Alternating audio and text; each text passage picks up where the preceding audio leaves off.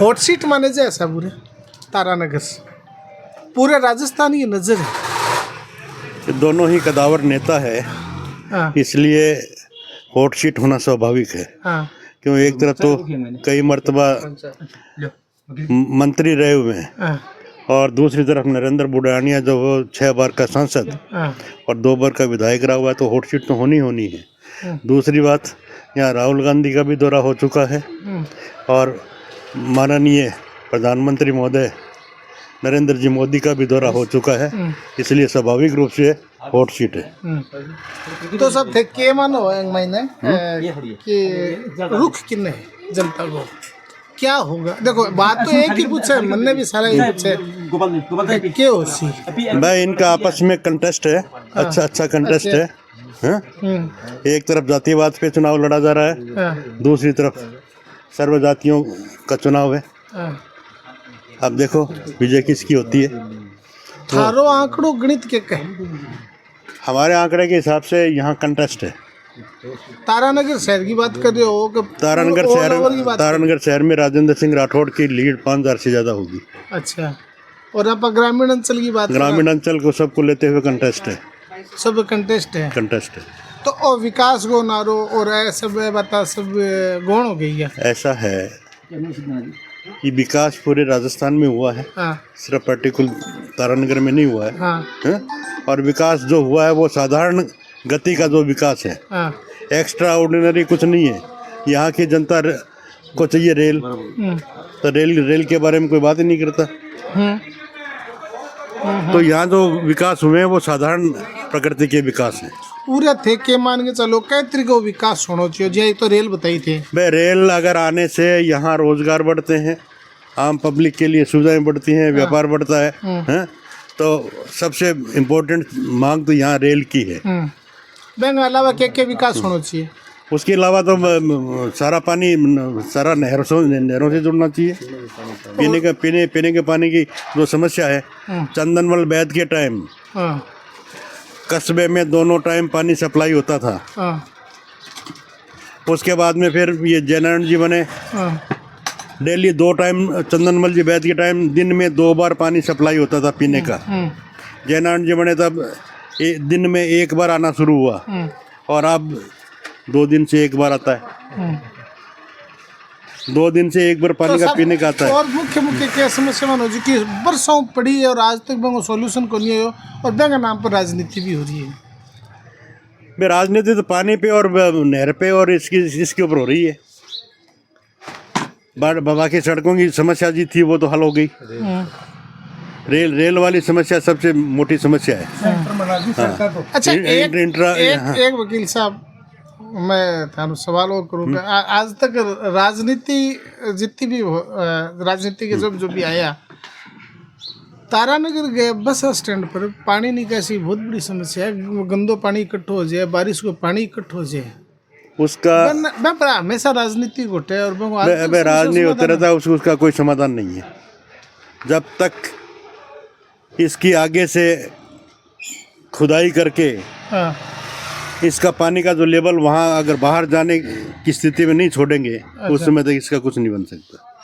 तो मैं अंत में एक बार और पूछूंगा था ना, कई बार थे बता दियो, एक बार और पूछूंगा कि वर्तमान में क्या स्थिति चल रही है, कौन आगे? वर्तमान में यहाँ की जनता जो पिछले जो 5 साल का पीरियड रहा, उस पीरियड में जो भ्रष्टाचार फैला इस क्षेत्र में, बाबू से लगा के ऊपर तक लोगों ने मनमाने तरीके से भ्रष्टाचार करा।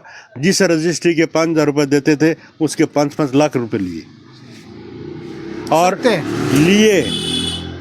अच्छा, और किसी की मालिकाना हक की रजिस्ट्री किसी ने, दूसरे आदमी ने रजिस्ट्री करा दी, वो सारी तस्दीक हो गई। आप इतने बड़े आदमी ये बात करें, हकीकत है?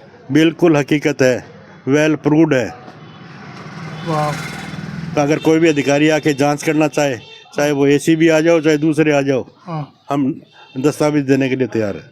वाह, मतलब प्रूफ सहित बिल्कुल बातें हैं। बिल्कुल, मैं बिना प्रूफ के कोई बातें हैं ये, बिना प्रूफ के कोई बात नहीं करता।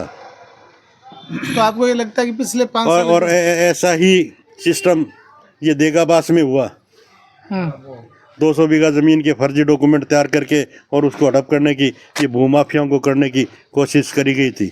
सुनने में ऐसा आ रहा है कि उसमें भी हमारे वर्तमान विधायक है वो इन्वॉल्व थे। नहीं, इसके तथ्य इसके तथ्य तो इसके क्या होते हैं, 2 नंबर के काम है सारे। पब्लिक ने नहीं, नाम तो कोई किसी का ले सकता है ना, वो तो अब क्या मुख्यमंत्री का नाम लेते हैं। लेकिन हम तो बातों पे ही कहेंगे ना, तो उसके अंदर तो किसी का है नहीं। और उसके बाद में लोगों को सिविल कोर्ट में जाना पड़ा, सिविल कोर्ट से वहाँ से वो दावा गए तो उन्होंने सारी कार्रवाई स्टॉप कराई। अब माननीय राजस्थान उच्च न्यायालय में विचारा दिन नहीं है मामला। अच्छा, एक वकील साहब आपसे एक बात और कहूँगा, बहुत सारे लोग कांग्रेस छोड़ के भाजपा में शामिल हो गए और डॉक्टर चंद्रशेखर वैद्य भी भाजपा में शामिल हो गए। सवाल मैं ये सबसे करता हूँ, मैंने तो आप बताओ दोनों फर्क कितना? भाई ऐसा है, जो भी आदमी चाय ठंडी हो जाएगी साहब, जो भी आदमी जाता है कहीं भी, हाँ, तो कम से कम अपन लोग उसका ये मानेंगे तो सही कि उसके पास एक वोट तो है ही है। ज़्यादा वोटों की पोटली नहीं मानेंगे। भी आ गया, कांग्रेस छोड़ गए। अरे भाई चाहे कोई भी आओ, चाहे कितना मन होते, कितना लोग आए हैं, बहुत सारे, 1000, 2000, 5000। उस कांग्रेस से बीजेपी में आने की वजह भ्रष्टाचार है। जो लोग उस भ्रष्टाचार से पीड़ित थे, वो लोग इस भ्रष्टाचार से मुक्ति पाने के लिए बीजेपी के साथ आए। मैंने कोई पद की लालसा को नहीं, कोई लालसा नहीं है, कोई ऐसा नहीं कि मेरे को ये पद कौन दियो, मैंने कोई लालसा नहीं है, मेरी अनदेखी हो रही है। नहीं, उसमें ऐसा है कि जहाँ जातिवाद के ऊपर कोई चुनाव लड़ा जाता है, वहाँ अदर जाति के लोग किसी पद की आस रखते हो, ये बेमानी है। इतना कितना लोग आया थे, के मन थे बताओ, कितना लोग आया थे तो मिला? वो लोग तो आप देख ही रहे हो, हर रोज नए नए लोग आ रहे हैं। जो काफी पुराने कांग्रेसी हैं वो भी आ चुके हैं। थे बता रहे कि बंगन एक वोट हुए तो मैं वोट दे दिया। हजारों की संख्या में मैं पैदाइशी फ्रीडम फाइटर परिवार से संबंध रखने वाला व्यक्ति हूँ। मेरे ताऊजी 3 साल जेल में रहे, 42-45, स्वतंत्रता सेनानी है और उस समय से लेके अब तक कांग्रेसी थे। लेकिन इस भ्रष्टाचार से दुखी होके हमें मजबूरन बीजेपी में वोट डालना पड़ेगा। अब कांग्रेसी और बीजेपी में वोट डालोगे? बिल्कुल डालेंगे, भ्रष्टाचार से दुखी होकर। कैमरे के सामने बोल रहे हैं सब? बिल्कुल बोल रहा हूँ। कल 11 नंबर वार्ड का मैंने अंकल जी बिल्कुल बोल रहा हूँ। मेरे को किसी का डर नहीं, मुझे कोई पद नहीं चाहिए, न मैं किसी से डरता। तो सब आप तो फिर कांग्रेस के वोटों को प्रभावित करोगे, भारतीय जनता पार्टी को कन्वर्ट करोगे? जो मेरे हक में है, जो मेरे पावर में है, जो मेरी पहुँच तक है, उसको करूँगा। तो सब वो जो राजस्थान प्रदेश कांग्रेस कमेटी विधि प्रकोष्ठ का जनरल सेक्रेटरी हूँ राजस्थान का। तो सब आप पे कार्रवाई होगी? होगी तो होगी। पार्टी की तरफ से? पार्टी ने हमें कुछ नहीं दिया, हमने पार्टी को दिया आज तक। आपको डर नहीं लगता? नहीं लगता। पार्टी को हमने दिया है, पार्टी से हमने लिया नहीं आज तक। कोई भी चुनाव हो, घर से पैसा लगाया है, किसी पद की लालसा नहीं करी, किसी लाभ के पद पे नहीं रहे आज तक। तो आप एक कांग्रेस पार्टी के कार्यकर्ता हो गए, भारतीय जनता पार्टी को जिता रहे हो? ऐसा है, अन्याय करना और अन्याय सहना भी एक गलत काम है। आम पब्लिक पे वर्तमान विधायक के जो अन्याय हुए उसको सहना और आम पब्लिक को पीड़ित हुए देखना भी एक अन्याय है। उस अन्याय के खिलाफ हम गए। तो सब और कोई थे नई बात मैंने बताना चाहूँगा कि आज तो बहुत जोर की बात बताइए। मैं ये ऐसा है कि भ्रष्टाचार से अगर मुक्ति पानी है तो एक दफ़ा किसी भी परिस्थितियों से समझौता करके सही दिशा में जाना चाहिए। परिस्थितियों समझौता ही कर रहे हो? परिस्थितियों से समझौता करके आने वाले समय में क्या होगा सब? आप आने वाले समय में कितने लोग थे? आने वाले समय में हमने कोई बीजेपी ज्वाइन नहीं करी है। अच्छा, बीजेपी पार्टी को ज्वाइन नहीं करा हमने। अच्छा, व्यक्ति विशेष का विरोध है, खाली विरोध कर व्यक्ति विशेष को। उस व्यक्ति विशेष का विरोध होने की वजह से हम बीजेपी में वोट डाल रहे हैं, क्योंकि उसने जातिवाद फैलाई और भ्रष्टाचार फैलाया। सब बहुत बड़ा आरोप लगा रहे हो आप। बिल्कुल खुला लगा रहा हूँ, तो मैं कोई छिप के लगा रहा हूँ? आप तो इसको वहाँ करोगे, प्रसारित करोगे, पूरा प्रसारित होगा तो प्रसारित होगा। बहुत बड़ा आरोप लगा रहे हो आप। मैं आरोप को साबित करने की क्षमता रखता हूँ। इन आरोपों को साबित करने की क्षमता मैं रखता हूँ। जो भी आए जांच करे, आए मेरे सामने आए, दस्तावेज दूंगा क्या क्या भ्रष्टाचार करा है, कैसे कर्मचारियों ने यहाँ लूट मचाई है, चाहे वो तहसीला हो, चाहे सब रजिस्ट्रार हो, चाहे थाना हो, चाहे SDM कोर्ट हो, कोई हो। तो थे सुन रहे अभी एडवोकेट रतन कुमार जी चाचान और एक राजनीतिज्ञ घरानों भी संबंध रखे। एक राजनीतिक घराने में जन्म लियो, पैदा होया और इतना बड़ा होया।